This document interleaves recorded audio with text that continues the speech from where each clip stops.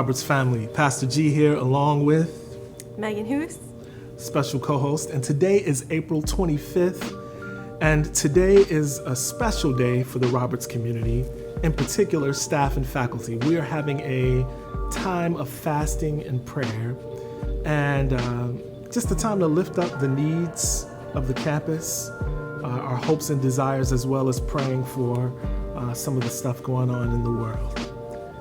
Our theme for today's prayer arises from Job chapter 14, verses 7 through 9, and I will read that for you. For there is hope for a tree, if it is cut down, that it will sprout again, and that its shoots will not cease. Though its roots grow old in the earth, and its stump dies in the ground, yet at the scent of water it will bud and put forth branches like a young plant. So, Professor Hoose, what are your thoughts concerning this passage? this passage is amazing. It's another in a rich litany of passages in which God does the impossible. We know he can raise the dead. We just celebrated Easter. We know he can bring forth streams in the desert. That was promised in Isaiah. He turns dry bones into a mighty army.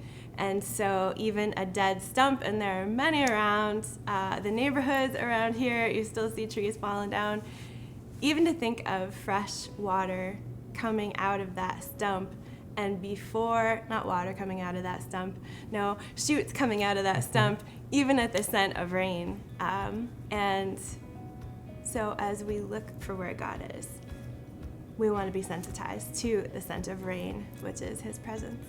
And I think that's a really good word. Yeah. You know, as I think about the history of Roberts,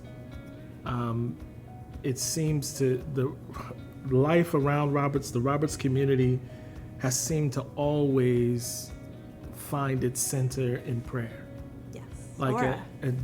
Aura at at Labora. Labora. Aura comes first. Yes, prayer and work. And work. Prayer and work. But this sense of that, not that we're asking God to bless what we're doing, but we are actively discerning what he's doing and participating in that. And that discerning is that prayer, calling on him and asking, Lord, what are you up to? Are we going in the right direction? You know, are we discerning? Is what's on our heart? Is that what's on your heart? Yeah. And if not, help us to sync our hearts to the tune and the rhythm of yours.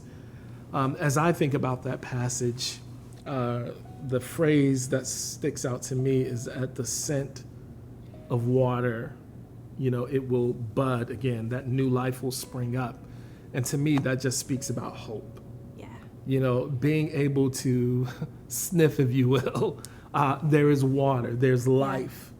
And I think that God might be doing something on our campus, because we know that this day of prayer is not necessarily the result of the campus pastor or the Office of Spiritual Life, but it's many people in our community who are sensing this type of hope, or that there's life somewhere, saying, hey, we should be praying.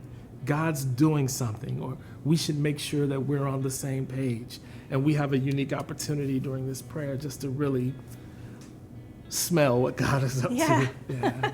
And not just to pray, but to anticipate what God will do. So it's like an invitation into the hope made manifest. So we have this hope, but it's also this invitation in the fact that so many individuals in our community have sensed and have craved a time where our entire community comes together, stops, and kind of drops everything, and with a unified voice lifts up to God.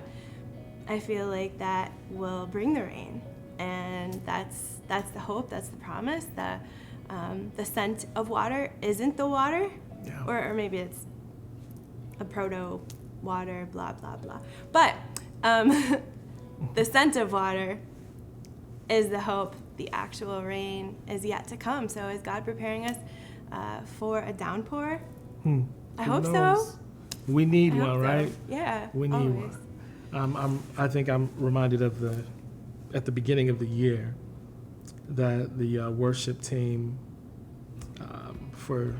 they sang a song that God is up to something was the refrain, God is up to something. Yeah. And I think about that as it's coming back. We're coming back full circle to that God is up to something.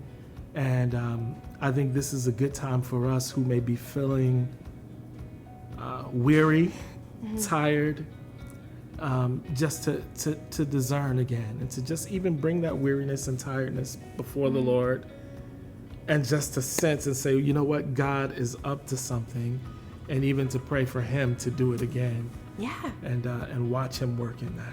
That's right. It's another hope. This passage is another hope that what has been in the past, just because a tree once mighty may have fallen or been chopped down, doesn't mean that that's the end of the story. And it's easy to look around and label things and well, that's over, box. But if we are actually inquiring of God and anticipating what he will do, we know that nothing's impossible. Yeah. So we got to align ourselves with that living water, living God. Amen.